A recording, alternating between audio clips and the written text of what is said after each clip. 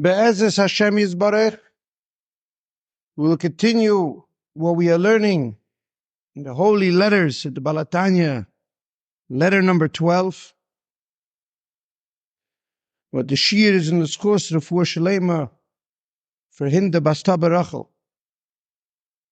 What we are learning, we are going on a deep, fascinating journey, deep into the soul of this letter, to understand the depth and the majesty of the holy Balatanya with this enormous revolution about the essence of charity, the essence of tzedakah, the essence of compassion, and to be able to see the entire Torah on one foot, to be able to see the magnificence and the majesty of the blueprint of creation. And for that, we are going very deep into every word from the Balatanya. And we are spanning through thousands of pages of Hasidic philosophy, where the story of the whole entire Torah becomes alive. And we are able to see in panoramic view what is the purpose of life, and how the purpose of all the purposes is compassion. And what does that mean in its depth? What does that mean to the point that I get it so deeply that it resonates with me? There are times in your life, whether through pain or whether through tremendous enlightenment, that something resonates and you know exactly what you need to do. Everything becomes clear to you. Where there's a tremendous accumulation of information and now you got it, you understand it. It could be a niche in your business. It can be an idea of moving to a new home, to a new city.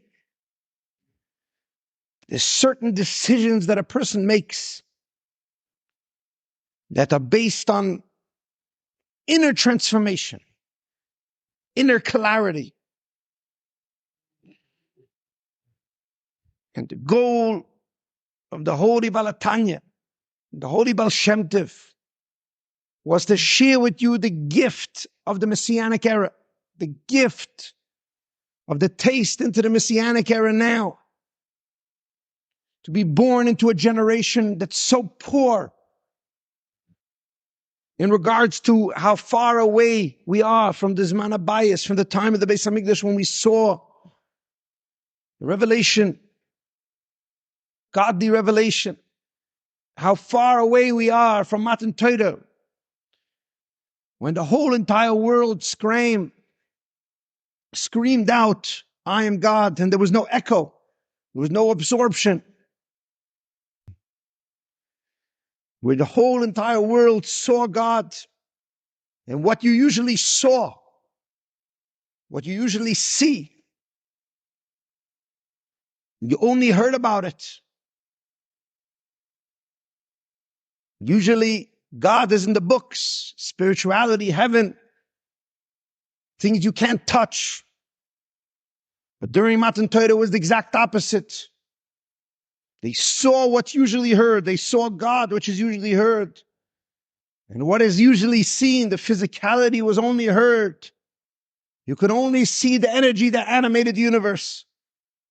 And the same thing was in Kriyas Yamsuf. In Kriyas Yamsuf, they were transported to the kingdom of heaven, where everything was split to its core, where you saw the energy that animated every kingdom. Mineral, vegetable, animal, and human. You saw that even in the mineral kingdom, the energy is trapped. It's God. In the vegetable, you saw the energy, the life force. In the animal, you saw the body was translucent. In the human, you saw the soul. That's why the Holy Arizal says during Kriyas Yamsuf was like a child coming out of his mother's womb. The children of Israel were born. By Yetzias Mitzrayim, they learned who they were not. They were not Mitzrim. They watched the whole Egyptian empire crumble. Similar to a bar mitzvah boy and a bas mitzvah girl. 12 and 13 years old, they watched their whole self-perception of their identity crumble. You're not a child anymore. You're an adult. You're not a victim anymore. You're not playing with matchbox cars and Barbie dolls. You have transcended into intellect. You have transcended into a medaber. Yes, you may hold that tremendous peer pressure and the tremendous sense of self. This is my doll. This is my car. Tremendous sense of confusion. But now you are given the gift that your soul could come deep into your body. The birth of your soul happens on your bar and bas mitzvah. The birth of the Jewish soul happened in Kriyas Yamsuf because everything was split to its core. We discovered we are not who we are. We are not our bodies. We are not, we break out of our confinement. We are not limited versions of ourselves. We have a body which looks like it's a copy of God. But actually it's not a copy, it's a reflection. It's a reflection that the original has to be revealed, has to dwell within it. Not it's a copy. If we think that we are a copy of God, then we choose everything for the copy, for the glimmer, for the mirror. I want the mirror image of myself rather than who I am. You look in the mirror and you see a glimpse of who you are.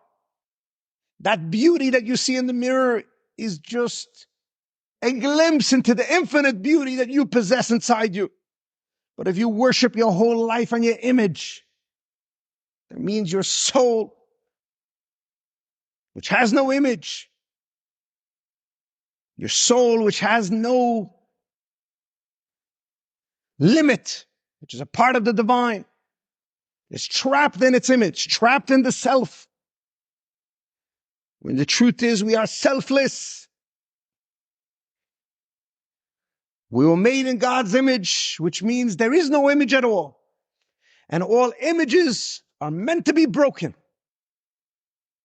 All brokenness that we have in our life have to unleash a core that's so deep within that will make peace with everything, that will bring a tranquility and a harmony with everything. All of my confusion, all of my trauma, all of my betrayal, all my childhood will make sense. Because there's a part of me that's a partner with God, and in that space I create my future. I am not a victim, no matter what happened to me in the past. The moment's being created, this moment, something from nothing right now. And there's no past, not with my spouse, and not with my parents, and not with my children. And to live with one moment in time is to stifle the world for myself and from everyone else around me, is to live with the copy, to live with the mirror, to live with the glimmer. So when we say we were made in God's image, we mean to say that God has no image. So why did he narrow himself down to 10 energies? Which that's essentially what we mean when we say we were made in his image, that he has 10 energies and we have 10 energies, intellect, heart, and experience and feeling. Why do we have this? We have this only so we can shatter this whole image, so we can unleash a core that's beyond time and space, that my brain can intellectualize, my brain could comprehend a godly infinity that's selfless. That my heart could unleash a love that's unattached, where I love every person unconditionally. And my body, my whole experience, where I'll experience everyone. A separation that I think I'm separate, but really I'm not separate. Which means there is an image to transcend the image. You understand the enormity of the secret of creation. We get confused. There's an image, so I get trapped by my image. I have a name. I walk into the therapy room. I could sit there for 10 years and talk about myself. But you have nothing to do with yourself.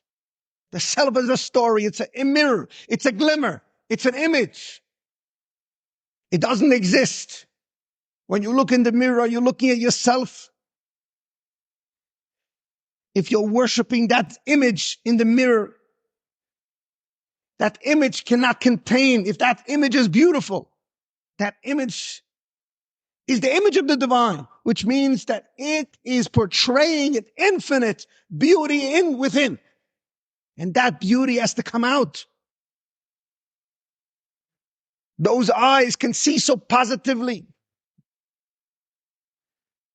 That heart can love unconditionally. But if you're mesmerized by the beauty, by the allure of the image, then you have confused the idea. The idea is that God should be revealed in the image. The core of my soul should be revealed in my image, in my body. Which means that I can do things that are far beyond what anybody thinks I can do and what I think I can do. Which means that I can transcend my image. I can partner with the divine. And this is an enormous idea to understand the Chet Tzadas in its core. To understand how we all live with this Chet Tzadas every day. Starting from when we're young. We get confused by the ego, by the sense of self, by the gates al-moves, by the weakness of our own personalities. The weakness, which means that our soul is trapped. Because we are an image, we were made in God's image.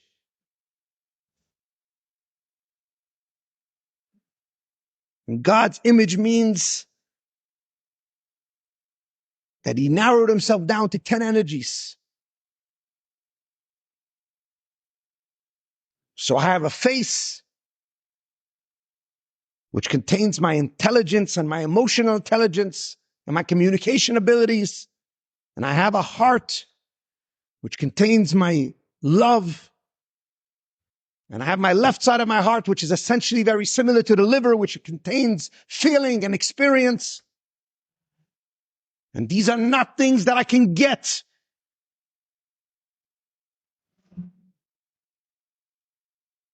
An image is usually something that's put on paper. An image in a form, a mold. It's usually,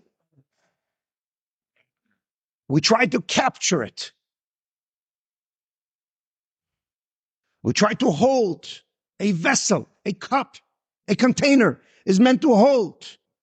But that is a confusion, explained the Hasidic masters. A cup is not meant to hold. It's meant to pour. It's meant to distill. It's meant to allow for something to go on. So our organs, our body, the way we were created, is a tremendous sense of holding ability. The feminine form that we have, both men and women, is our bodies. And our body is beautiful. It was made in the image of God. It was made in God's image, which means it can contain my godly energies, my infinite energies. And that containment is the mistake of all of creation. That I'm here to contain. I'm here to get from my spouse. I'm here to get from you. I'm here to get from my children because I have a container, because I have an image, I have a self. But no cup was made just to receive water. A cup was made to give water, to narrow it down. And that is the secret of creation. We were made in God's image. And through 10 energies, through intellect and emotions, through my intelligence, my feelings, my experience, I will experience something far beyond nature. Far beyond anything imaginable, which means there is no image. It's beyond imagination. It's selfless. Yes, there's a container. Yes, there's a self. Yes, there's a body that contains this intelligence and this heart. But how can I touch the intelligence of God?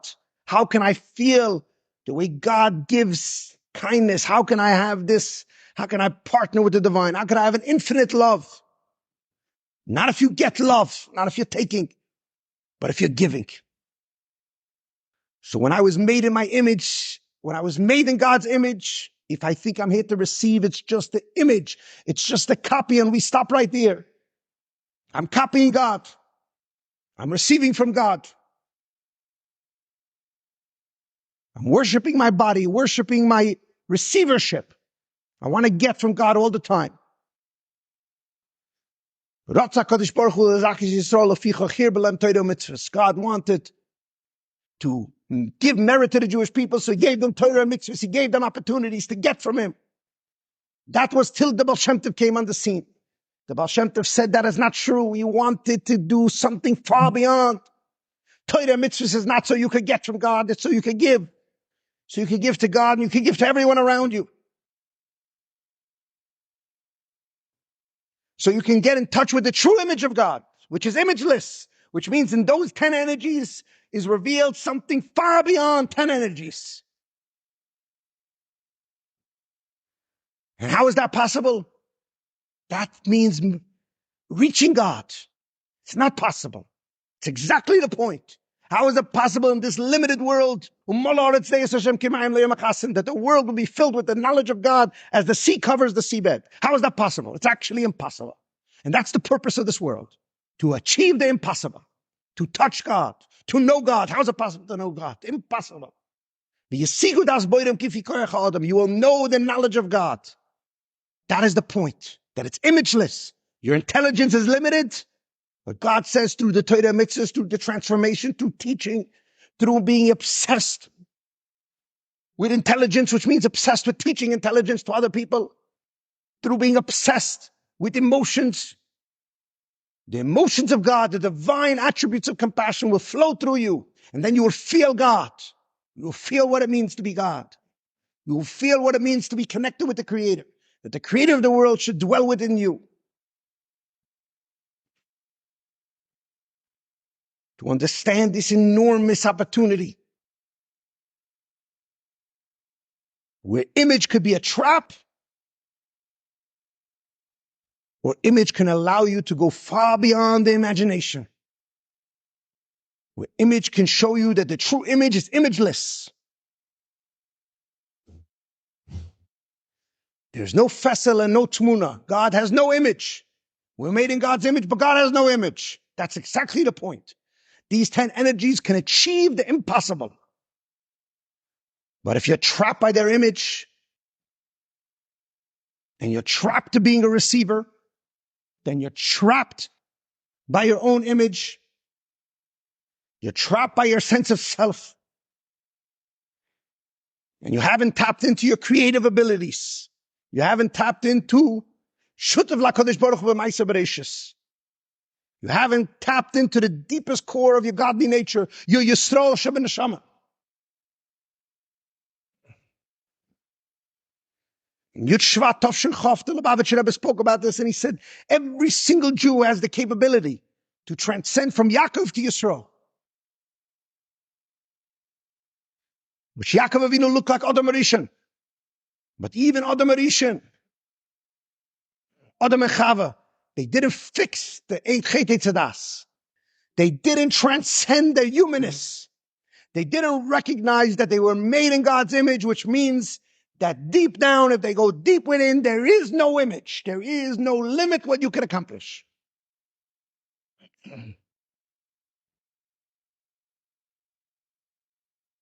So to understand that my body could be a portal, my body can be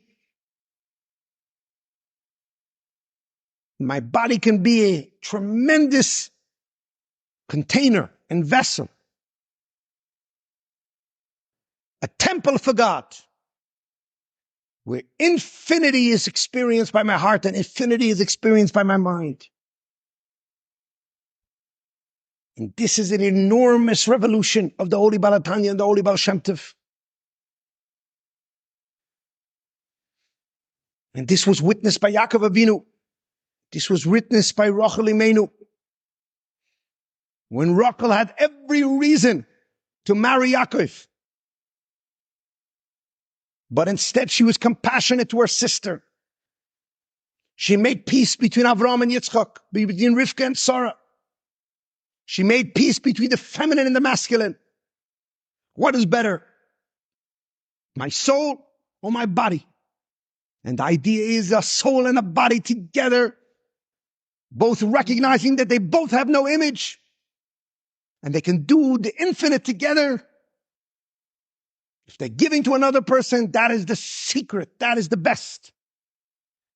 And Rachel could have lived a beautiful life with Yaakov. She was beautiful like Chava and like Adam Arishon. Even before the Chet, even before the split, she represented the most beautiful divine image.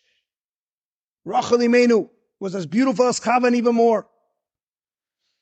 And Yaakov was as beautiful as Adam Arishon and even more. And together they could have had the most profound marriage. But Rachel shared the secrets with her sister to let her sister go first, because she was sensitive to her sister who was crying, who was destined for Esav. And the rest is history. She suffered because of it, but she suffered with another person. And her reward was a son, Yosef HaTzadik, who became king of the world, who the blessings of Yaakov Avinu were revealed in him, because he was born through compassion, by the product of compassion. Rachel could have got married to Yaakov, and Leah wouldn't be in the picture, and everything would have been wonderful. But the true essence of Yaakov is Mavriach min hakotza lekotza. Yaakov Avinu is always in a state where I am not better than anyone. I'm here for you.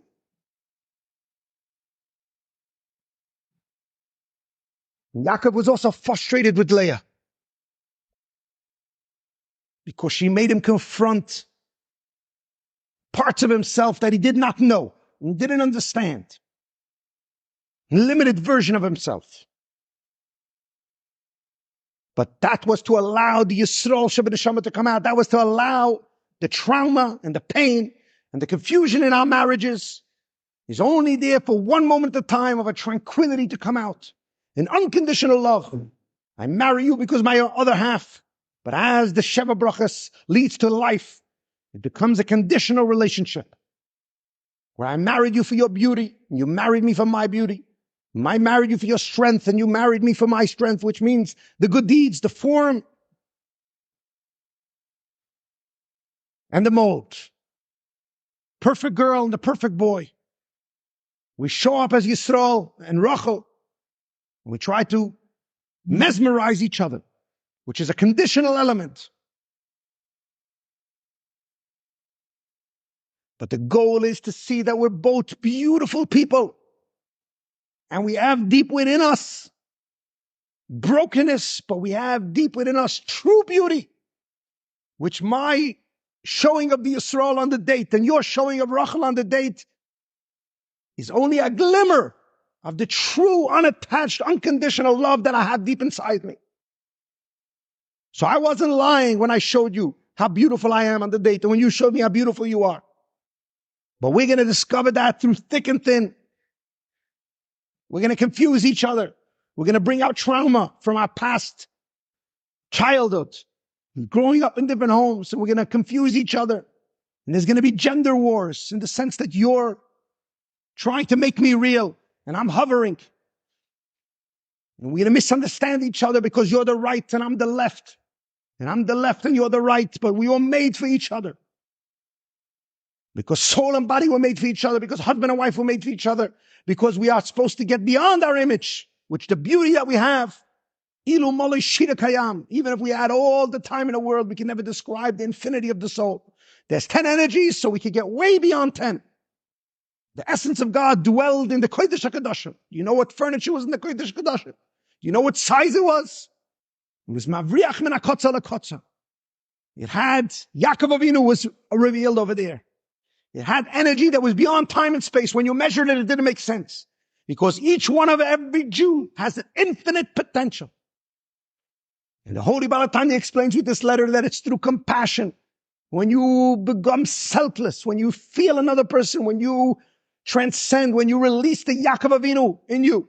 Not Avraham, not kindness, not Yitzchak, not feeling, not strength, But when you marry those energies together to give with sensitivity, to really be highly in tune with your children, with your spouse, not to be reactive, but to be active, to be God, to be the creator of the world, to never let somebody touch, to never let it touch you. And if it did till now, oh, it did to Yaakov Avinu. He struggled with Esau for 22 years. He struggled with Lavan. He struggled with his own wives. But in the end, the core of his consciousness was revealed, where he made peace with everything. Yisrael sheben Shalom.